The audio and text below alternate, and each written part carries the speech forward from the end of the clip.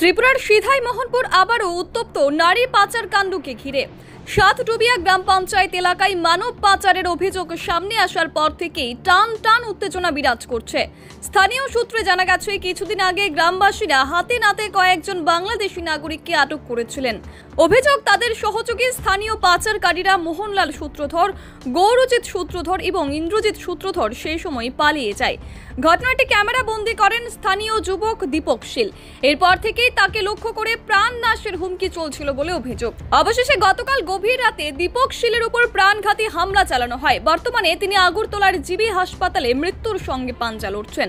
হামলা প্রতিরোধে এগিয়ে আসেন বিজেপি সদস্যা উজ্জ্বলা শীল সহ আরো বেশ কয়েকজন, তারও গুরুতরভাবে সেখানে আহত হয়েছেন। স্থানীয়দের দাবি, নেশা ব্যবসা এবং নারী পাচারের সাথে জড়িত থাকার অভিযোগে অভিযুক্ত মোহনলাল সূত্রধর এবং তার সহযোগীরা এখনো পলাতক। ঘটনায় সাতডুবিয়া এলাকায় প্রবল উত্তেজনা সৃষ্টি হয়েছে। প্রশাসনের তরফে হামলার তদন্ত শুরু হয়েছে, তবে সাধারণ মানুষের অভিযোগ, রাজনৈতিক প্রভাব খাটিয়ে দীর্ঘদিন ধরে পাচারকারীরা আইনের হাত এড়িয়ে যাচ্ছে। এখানে যে মোহনলাল সূত্রধর এত নারী পাচারকারী একজন সদস্য, বাংলাদেশের মহিলারা এরা ইন্ডিয়াতে পাচার করে।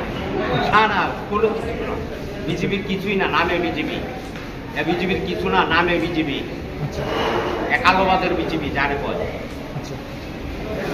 আমার ছেলেরা সাইকেলে মিললে মারছে, আমি বাড়িতে আসলাম না। আমার ছেলেরা অজ্ঞান অবস্থা নিয়ে হসপিটালে নিয়েছি।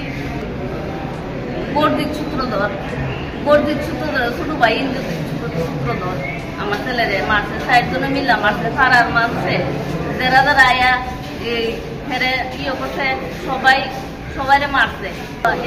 পাড়ার একটা মহিলা মেম্বারে আমার ছেলেরে গিয়ে দৌড়ছিল, তারা গিয়ে মারছে।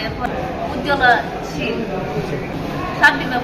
মোহনলাল সূত্রধর ব্যাপারের সাথে তাই নিয়ে আর তাই নিয়ে ছেলে আইসে আয়েসেরা হলো কোনো কথা নাই, কোনো কিছু নাই। আয়েসেরা